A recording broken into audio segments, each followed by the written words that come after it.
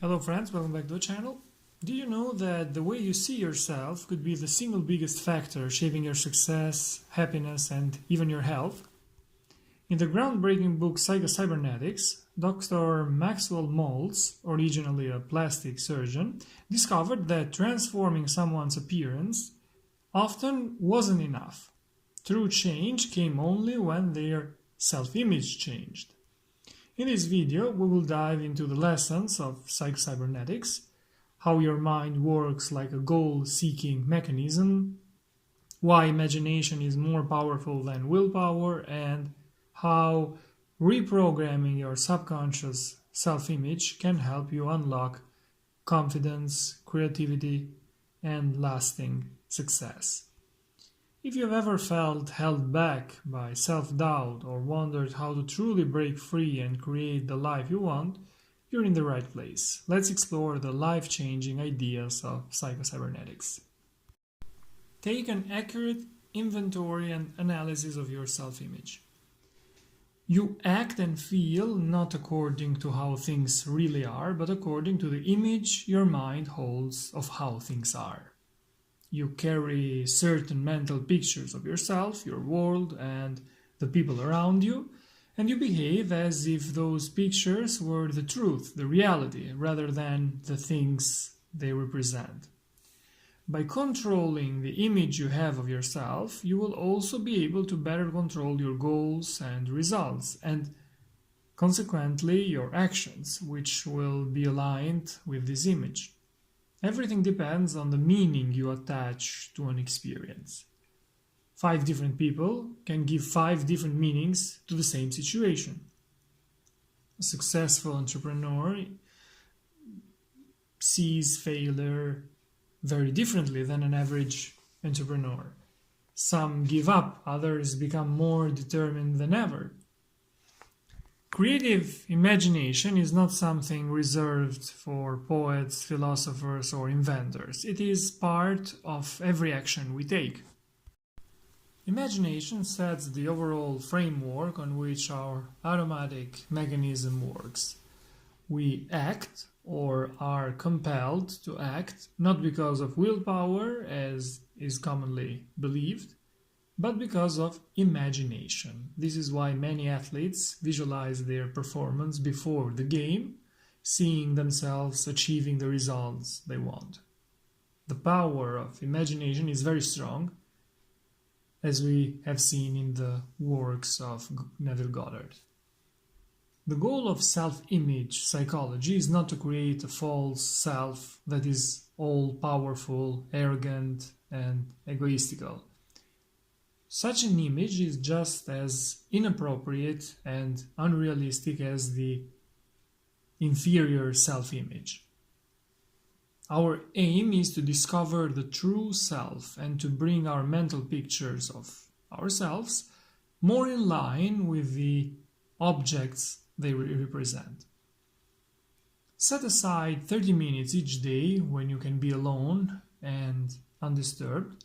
Relax and get as comfortable as possible. Now close your eyes and exercise your imagination. Picture yourself acting and reacting appropriately and successfully.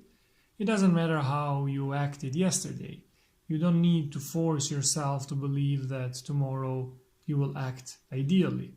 Your nervous system will take care of it in due time if you keep practicing this exercise. The way you speak to yourself must be positive. Avoid being self-critical. Learn to highlight your successes, even small ones. Make these images as clear and detailed as possible. After creating the image, you must act to realize it, but it will be easier. Repetition is key to reprogramming your subconscious mind, which will then work automatically to help manifest that image. To imagine effectively, pay attention to small details, images, noises, sounds, objects in your imagined environment. This exercise builds new memories or data stored in the nervous system. It builds a new self-image. After practicing it for some time, you will be surprised to find yourself acting differently, more or less automatically and spontaneously, without effort. Reprogramming your self-image. Identify the faulty and limiting programming built into your self-image and systematically change it to align with your goals. To do this, you must be very clear about what you want. You must reprogram the subconscious mind according to that image. How? By believing in that image, acquiring only information that reinforces it and dismissing thoughts that do not align with it. The progress of your reprogramming will become visible in your interactions with others. The way they approach you will reflect your inner changes. Big goals will also help you create a successful image. When you set ambitious goals, it becomes easier to maintain a positive self-image. After that, you must work to align your image with your goal, seeking to realize both. How? By acquiring the necessary knowledge, reading the right books, attending useful courses, speaking with people who have already succeeded in what you want to do, etc. An unhappy personality cannot develop a new self-image by sheer willpower or arbitrary decision. There must be a reason, a justification, some basis for deciding that the old self-image is wrong and that a new one is appropriate. You cannot simply imagine a new self-image unless you believe it is based on truth. This is why great goals are important. For example, a goal could be to aim to double your income by the end of the year. Many people carry emotional scars and scars that are not physical injuries, yet the results on the personality is the same. They were hurt or damaged by someone in the past. To protect themselves from similar pain in the future, they form a spiritual callus, an emotional scar to shield their ego. However, this scar tissue not only protects them from the one who hurt them originally, but also from all other human beings. They build an emotional wall through which neither friend nor foe can pass. How to protect yourself from emotional damage. Become too big to feel threatened. This is achieved by building a positive self-image. Do not focus on negative things others say. Instead, ask, is what they say true? Does it benefit me? If not, don't consider it. Nothing in life matters unless you give it importance. Process only the information, opinions, and feedback that help you reach your goals. A responsible and self-sufficient attitude makes you less vulnerable. This creates self-respect and appreciation for your own efforts. It's important to convince yourself through persuasion. Persuasion is a powerful tool not only to influence others, but also yourself. Learn to relax and let go of emotional pain. Dehypnotize yourself from false beliefs. Feelings of inferiority arise from one source. We judge and measure ourselves not by our own standards, but by someone else's. When we do this, we always come out damaged. Stop measuring yourself by their standards. You are not them, and you never can be, nor should they measure themselves by you.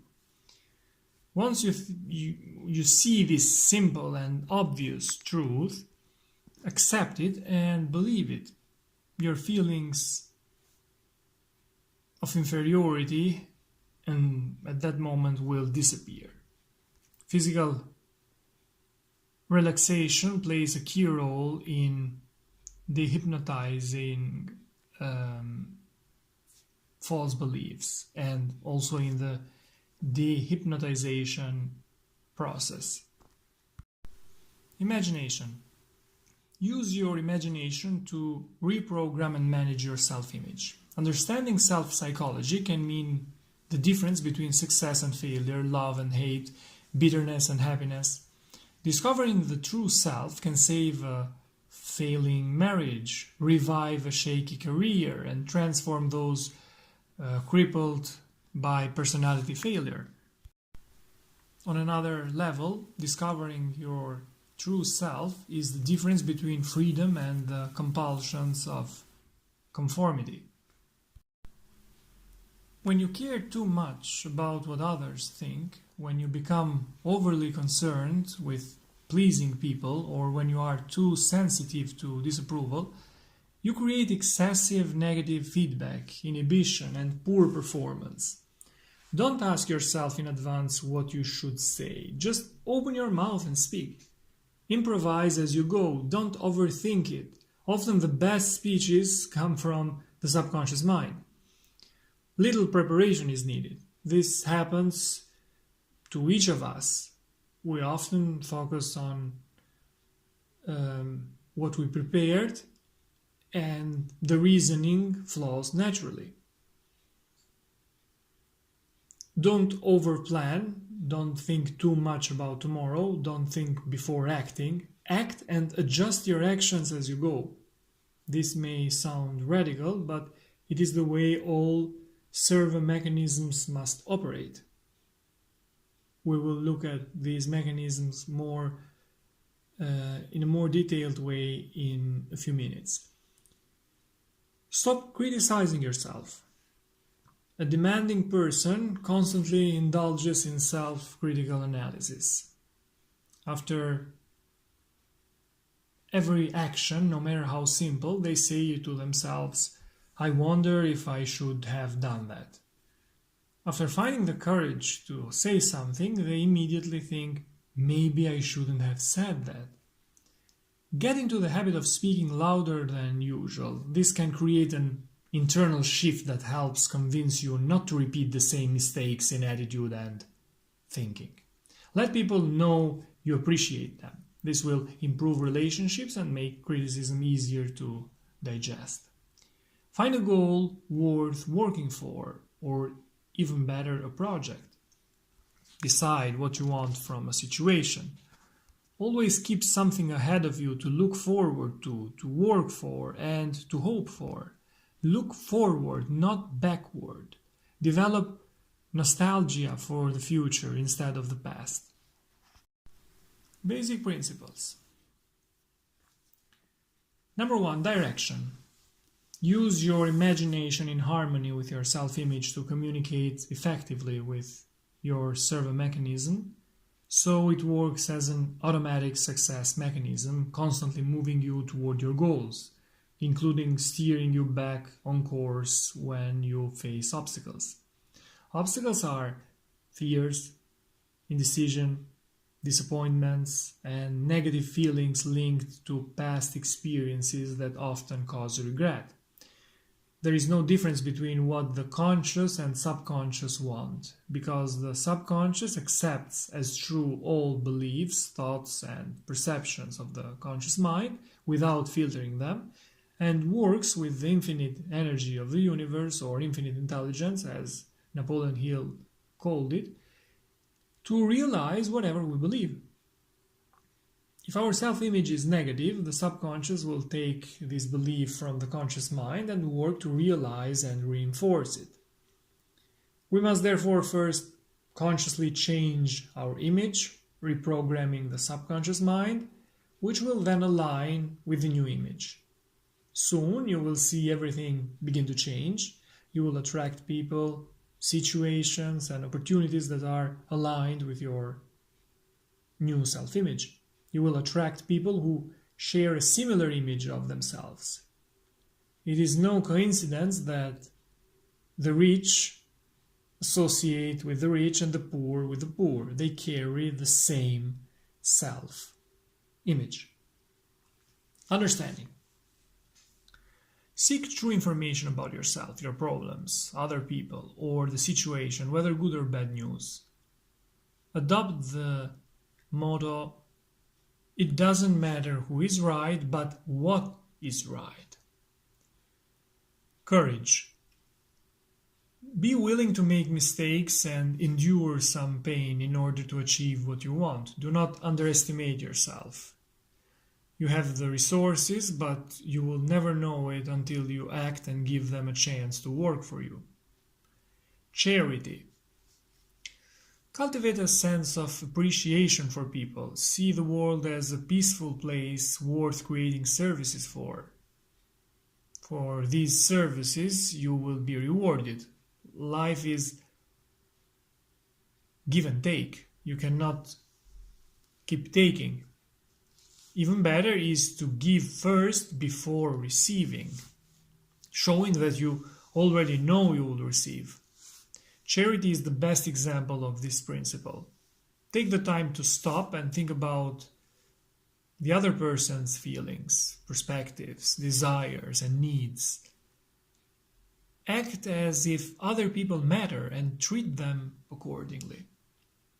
Self-esteem. Stop carrying around a pitiful image of yourself as defeated and worthless. Stop dramatizing yourself as an object of pity and injustice. Use the practical exercises in this book to build a proper self-image. Self-confidence. Confidence is built on a record of success. When we begin any new activity, we usually have little confidence because we have not yet learned from experience that we can succeed. This applies to learning to ride a bicycle, speaking in public, or performing surgeries. Use mistakes as lessons and then forget them. Imagine yourself with your past successes, not your failures. Self-acceptance. True success and happiness cannot be achieved until you reach a certain degree of self-acceptance. Accept yourself as you are and start from there. Learn to emotionally tolerate imperfection in yourself. It is necessary to recognize our imperfections intellectually, but it is very bad to hate ourselves for them.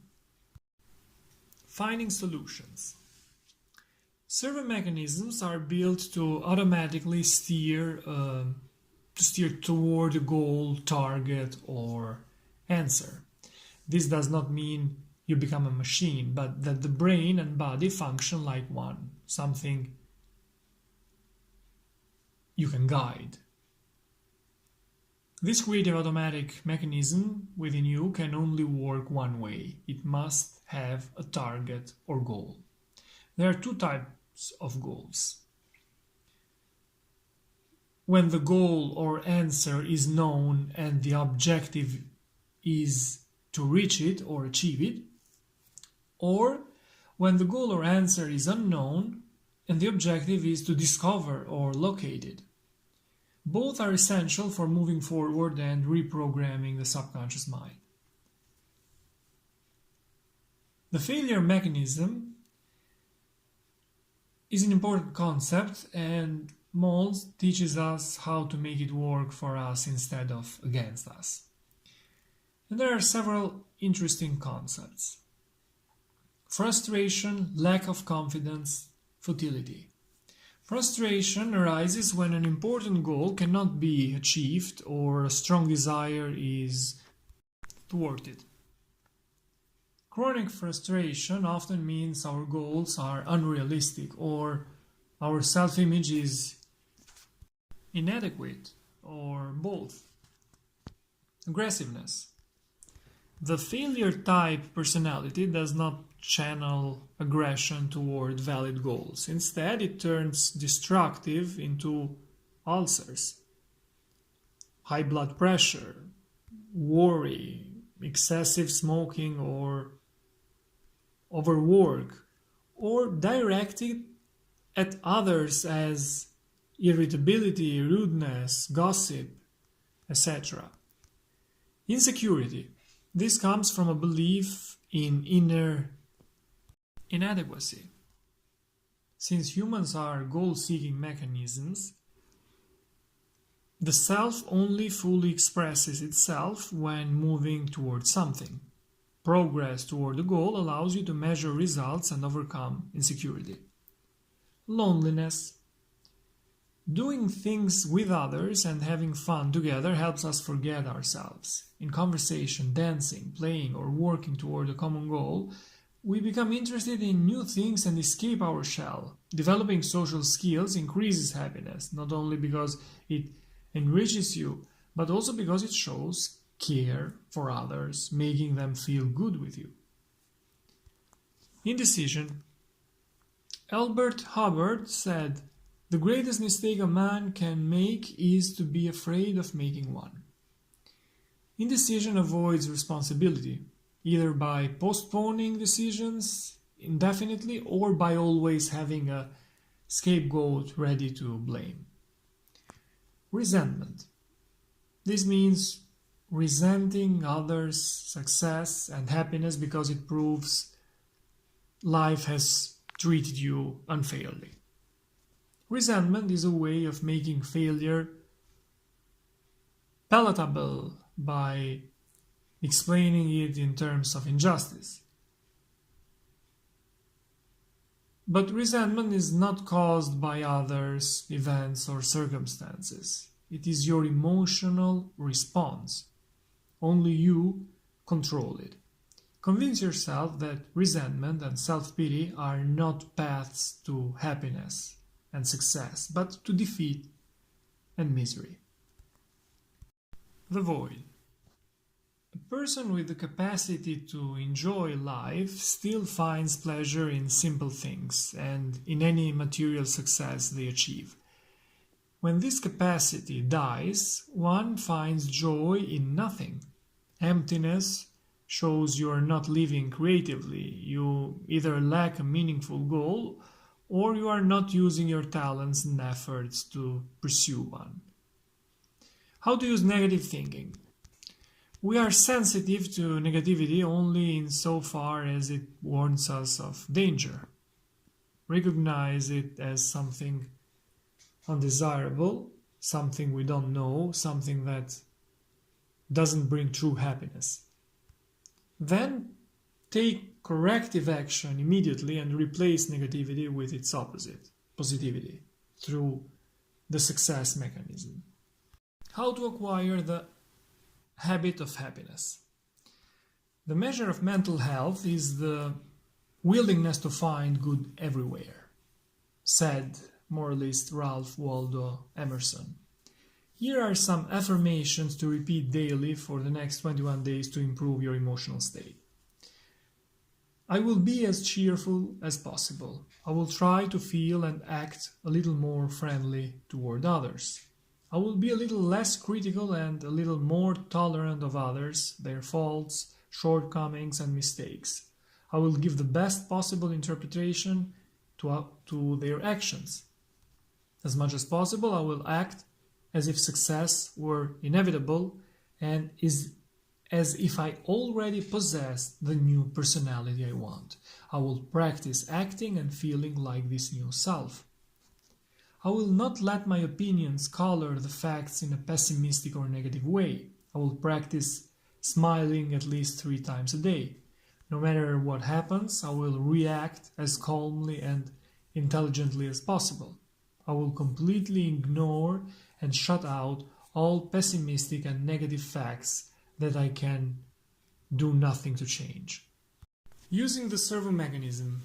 Use your servo mechanism effectively like a giant search engine to deliver exactly the ideas, information, or solutions you need for any specific purpose. You can choose to determine the meaning you give to things and how you evaluate the information you receive, judging whether it aligns with your belief system.